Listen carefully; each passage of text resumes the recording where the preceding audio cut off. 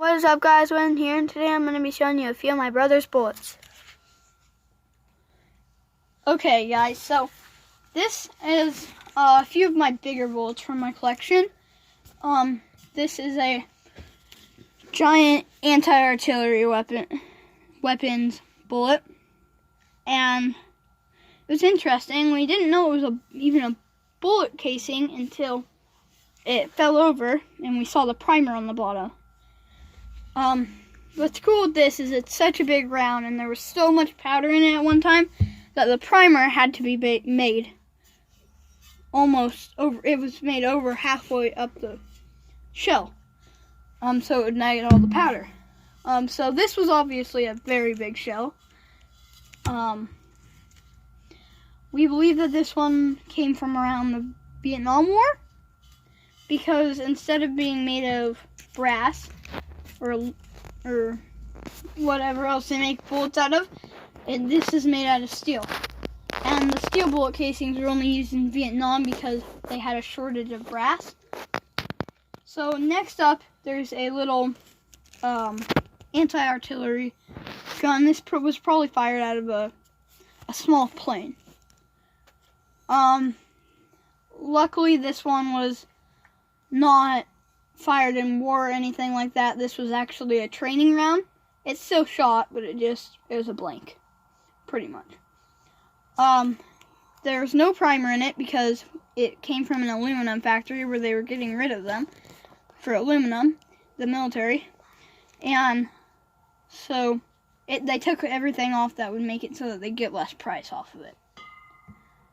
Next up is a 50 BMG round. This comes from an American 50 caliber rifle.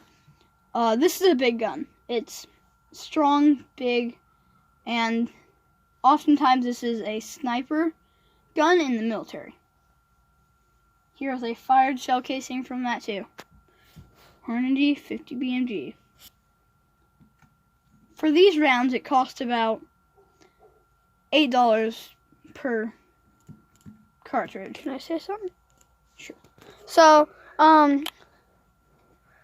what is your standards of BMG stand for? You don't know? You don't have one? Isn't it like big monster gun? Yeah, that's kind of what I was thinking of. Next up, guys, there is just a standard 12 gauge shot. This is a 12 gauge Winchester 12 gauge shotgun shell. It's fired out of a trap gun, a trap shooting gun, or a bird gun. Just common round. I was just looking at this one because it's the biggest that I have. Okay, next up, this is a 45 caliber handgun round. Wasn't it used in the military? This is sometimes used as a handgun in the military, a sidearm. Not always, but this is a big shot for a handgun. There are a lot bigger shots than this, but this is like, it's a strong gun. Okay. So next up in the line, there is a 54 caliber muzzleloading round. This is an interesting round because, unlike musket balls, which were from the earlier guns, this comes with this red, piece of plastic. And this makes it so that when you put it down into the barrel of the gun, you put your powder in, and then you put this in here, and it holds the powder in place. So that way, none of the powder will escape, and it will be easier for travel straight. It's kind of like a wad, what's cool about this though is that it's one of the biggest calibers of muzzleloader. Another thing cool about this, with musket balls from a long time ago, some of the first guns, instead of having something like this, it was just a ball of lead, and they had to put the powder in to the top of the barrel, and then they'd take a piece of cotton or cloth and they'd shove that down into the barrel to keep the powder back.